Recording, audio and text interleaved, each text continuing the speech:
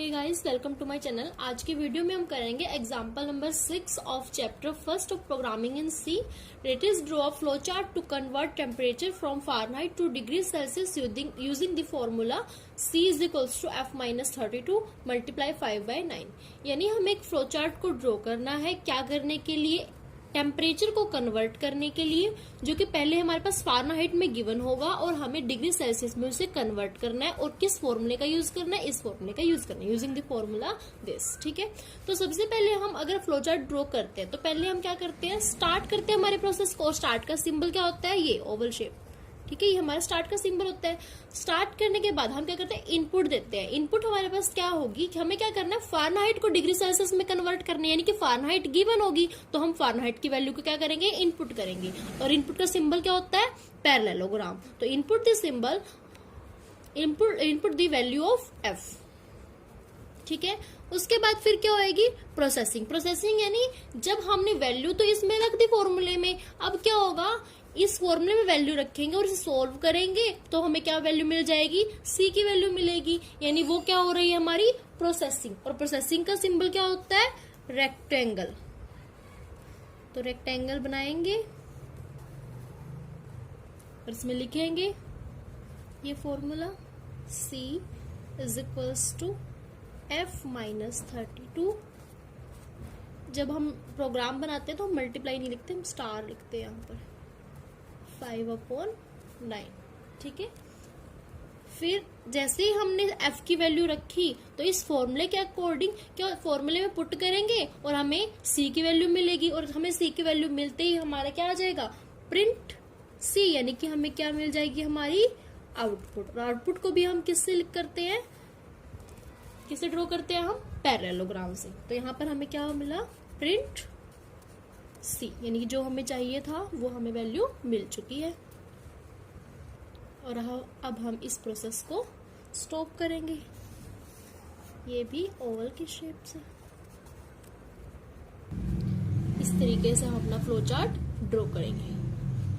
पहले हम स्टार्ट करते हैं प्रोसेस को, फिर जो भी हमारे पास वैल्यू होती है, यानी कि हमें डिग्री सेल्सियस की वैल्यू निकालनी है और फ़ारेनहाइट गिवन है तो हम इनपुट करेंगे उसकी वैल्यू किसकी, फ़ारेनहाइट की। और इसको हम ड्रॉ करते हैं पैरेललोग्राम से। रेक्टेंगल से हमारी प्रोसेसिंग जब हमने वैल्यू फ़ारेनहाइट की पुट की तो सेल्सियस की वैल्यू हमारे पास निकलेगी, तो वैल्यू निकल जाती है। और जैसे ही वैल्यू निकलती है वो हमें क्या मिलती है, हमारी आउटपुट। आउटपुट को हम किससे ड्रॉ करते हैं, पैरेललोग्राम से। तो प्रिंट C। और फिर हमारी जो प्रोसेस होती है वो क्या होती है, स्टॉप हो जाती है। नेक्स्ट है आपके पास draw flow chart for factorial computation.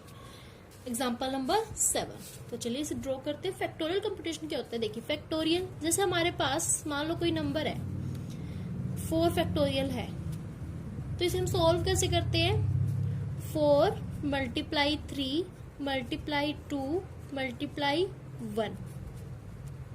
यानी हम क्या करते हैं, प्रोडक्ट करते हैं जिसका हम फैक्टोरियल फाइंड आउट कर रहे हैं। यानी कि वहां से हम स्टार्ट करते हैं और 1 तक उस प्रोसेस को लेके जाते हैं। ठीक है, यानी कि 4 मल्टीप्लाई 3 मल्टीप्लाई 2 मल्टीप्लाई 1, एक एक डिक्रीज करते चले जाते हैं। तो इस तरीके से हम इसको फैक्टोरियल को सॉल्व करते हैं। देखिए अगर मैं इसको ऐसे लिख देती हूँ, 4, फिर हम गए 3, फिर 2, फिर 1, मल्टीप्लाई ऐसे हुई है। अब 4 की मल्टीप्लाई मान लेते हैं 1 से हुई, तो वैल्यू क्या आई, 4। अब जो ये रिजल्ट आया हमारे पास, 4 की मल्टीप्लाई 1 से जब हमने की तो हमारे पास वैल्यू क्या आई, 4। फिर हम क्या करते हैं, जो भी रिजल्ट आया उसको फिर नेक्स्ट नंबर से मल्टीप्लाई, 3 4 जा 12। फिर क्या आया हमारे पास वैल्यू, 12।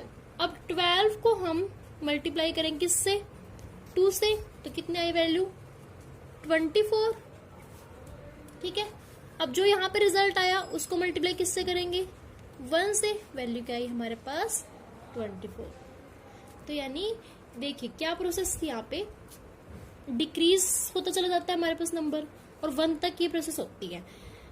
4 को यहाँ पर मैंने 1 इसलिए लिखा ताकि ये सेम नंबर, क्योंकि 4 मल्टीप्लाई 1 ही ऐसा नंबर है जिसको हम किसी भी नंबर से मल्टीप्लाई करते हैं तो हमारे पास वैल्यू जो आती है वो 4 ही आती है, वही सेम नंबर आता है। तो अब ये हमारे पास 4 आया, फिर हमने इस रिजल्ट को जो एक नंबर पहले है, 4 से पहले क्या आता है 3, तो 3 को हमने 4 से मल्टीप्लाई तो 12 आया, फिर 12 को मल्टीप्लाई किससे करेंगे 2 से, फिर 24 आया, फिर जो 24 है फिर इसको मल्टीप्लाई करेंगे हम 1 से। इसका यूज हम देखिए फ्लो चार्ट को कैसे ड्रॉ करते हैं।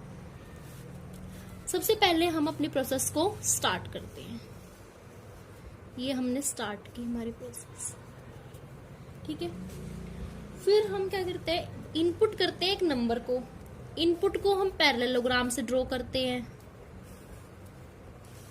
इनपुट किया हमने किसको, मान लेते हैं वो नंबर क्या है n है, ठीक है। अब बात आती है n तो कुछ भी हो सकता है, ठीक है। अब फिर हम यहां पर लिखते हैं fact, processing fact is equals to 1। अब ये फैक्ट क्या है इसकी बात करते हैं।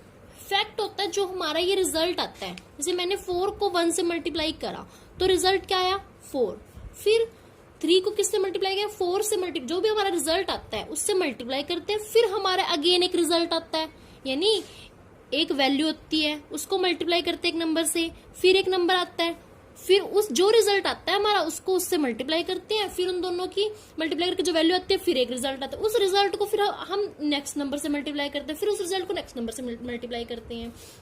तो इसको हम बोलते हैं फैक्ट। जैसे देखिए फैक्ट को हमने 1 लिया, यानी कि 1 ही एक ऐसा नंबर है, जैसे मैंने यहाँ पर से हर एक को हमने मल्टीप्लाई किया है, तो यहाँ पर सबसे पहला नंबर है तो इसको मैंने यहाँ पर किससे मल्टीप्लाई किया है 1 से, ताकि एक जैसे ही स्टेप, जैसे हमारे पास यहाँ पर एक रूल बन रहा है कि हाँ हम एक नंबर को दूसरे नंबर से मल्टीप्लाई कर रहे हैं, तो यहाँ पर हमने वो करने के लिए 1 लिखा, ताकि 4 मल्टीप्लाई 1 हमारे पास वैल्यू तो सेम ही रहेगी। फैक्ट को हमने माना सबसे पहले 1, वो क्यों मानने में उसको आपको आंसर देती हूँ। देखिए अब यहाँ पे बात चलती है, यहाँ पर हमारे पास क्या होता है, एक डिसीजन का टेबल बनता है, बॉक्स बनता है, सॉरी। यहाँ पर हम कहते हैं कि अगर n की वैल्यू हमारे पास 0 फैक्ट, यानी कि डिसीजन हमने लिया कि जो n है वो 0 फैक्टोरियल के इक्वल है, क्वेश्चन मार्क का चिन्ह है पीछे, 0 फैक्टोरियल। 0 फैक्टोरियल की वैल्यू कितनी होती है 1, 0 फैक्टोरियल की वैल्यू हमेशा 1 होती है, और 1 फैक्टोरियल की वैल्यू भी क्या होती है 1, ये याद रखना आप। तो 0 फैक्टोरियल की वैल्यू होती है 1। कहा कि अगर इसकी वैल्यू 1 होती है तो ये फैक्टोरियल सॉल्व हो ही गया। फैक्टोरियल को सॉल्व ही करना है, हमारा मेन जो प्रॉब्लम है वो क्या है कि एक फ्लो चार्ट को ड्रॉ करने की फैक्टोरियल कंप्यूटेशन के। तो हमने माना अगर वो 0 फैक्टोरियल हुआ, अगर 0 फैक्टोरियल तो 0 फैक्टोरियल की वैल्यू तो 1 ही आती है, कि अगर z 0 फैक्टोरियल हुआ तब तो क्या हो जाएगा, यस डालेंगे, तब क्या होगा प्रिंट करेंगे हम इसको कि जो भी है हमारे आउटपुट मिल ही गई है कि अगर 0 हुआ तब तो आई गई वैल्यू, फैक्टोरियल सॉल्व, तो प्रिंट फैक्ट यानी 1, ठीक है। और अगर ये 0 नहीं हुआ तब एक और कंडीशन आ जाती है, 0 नहीं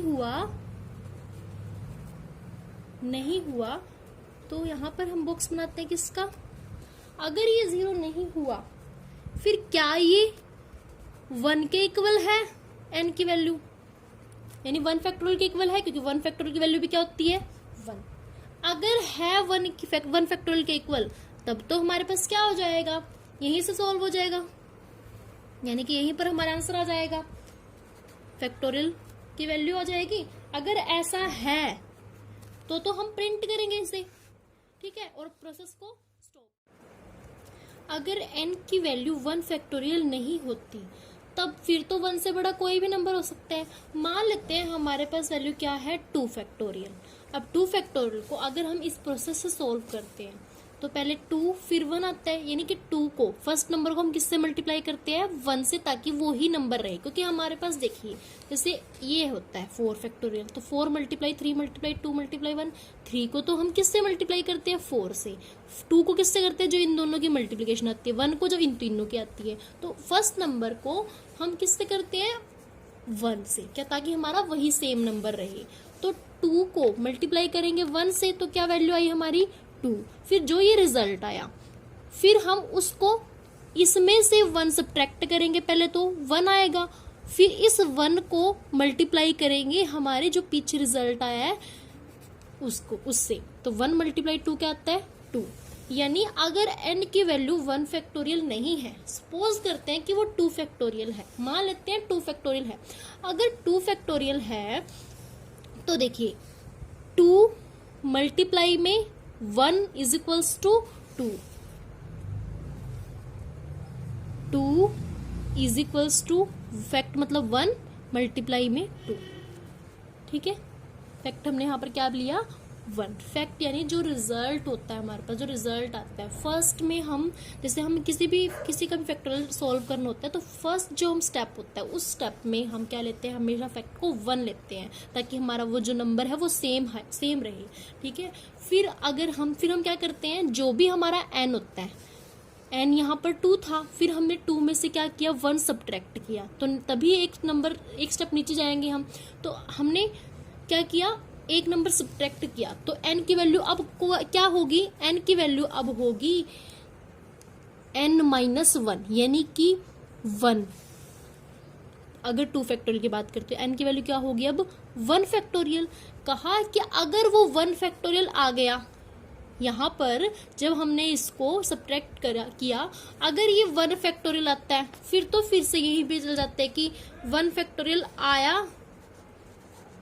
अगर 1 फैक्टोरियल होता है तो हम क्या करेंगे, प्रिंट करेंगे इसे। अगर 1 फैक्टोरियल नहीं हुआ फिर से यहाँ जाएंगे, यहाँ कहाँ, जिसमें मान लेते हैं यहाँ पे 2 फैक्टोरियल की जगह 4 फैक्टोरियल है, तो हमने यहाँ पर फर्स्ट स्टेप में किया 4 इज इक्वल टू 1 मल्टीप्लाई 4, तो हमारे पास क्या आया 4 आया। फिर एक स्टेप नीचे गए, फिर हमारे पास क्या आएगा 3 आएगा ना, 3 यानी 4 माइनस 1 3 आया। अब हमारे पास 3 फैक्टोरियल है, 1 फैक्टोरियल तो नहीं है ना, यानी अगर 1 फैक्टोरियल होता तब तो हमारा प्रिंट हो जाता है, ये सेम प्रोसेस चल जाती। अगर 1 फैक्टोरियल नहीं है फिर से हम यहाँ जाएंगे, या कैसे कि अब इससे पहले क्या था हमारा रिजल्ट 4, फैक्ट क्या है अब हमारा 4, 4 मल्टीप्लाई क्या n क्या है अब 3, तो 4 मल्टीप्लाई 3 इज इक्वल टू क्या आएगा 12। फिर से हम क्या जाएंगे, अब 3 फैक्टोरियल तो सॉल्व हो गया, अब क्या है नेक्स्ट 3, इसको तो सॉल्व कर दिया हमें, अब क्या करेंगे यहाँ पर जाएंगे, यानी कि इसमें से क्या करेंगे, एक और सब्ट्रैक्ट होगा, तो क्या आएगा 2 फैक्टोरियल 2 आएगा, क्योंकि हम फैक्टोरियल तो सॉल्व कर ही रहे हैं। अब क्या आएगा हमारे पास 2, क्योंकि 3 माइनस 1 इज इक्वल्स टू 2। अब अगर ये 1 फैक्टोरियल होता तब तो यहाँ पर प्रिंट हो जाता, अगर नहीं है फिर से यहाँ करेंगे। अब क्या होगा हमारा फैक्ट, यहाँ पर रिजल्ट क्या है 12, तो 12 मल्टीप्लाई 2 इज इक्वल्स टू क्या आएगा 24। अब फिर से क्या करेंगे, n क्या था अब 2, तो 2 में से 1 सब्ट्रैक्ट करेंगे, क्या है हमारे पास 1, तो 1 अगर 1 फैक्टोरियल है तो हम क्या करेंगे इसे प्रिंट करेंगे, अगर 1 फैक्टोरियल नहीं होता फिर से ये प्रोसेस कंटिन्यू चल जाती, और यहाँ पर हमारे पास क्या होता टर्मिनेट द प्रोसेस, यानी स्टॉप करेंगे अब इसे। तो इस तरीके से हमारा ये फैक्टोरियल कंप्यूटेशन का फ्लो चार्ट बनता है।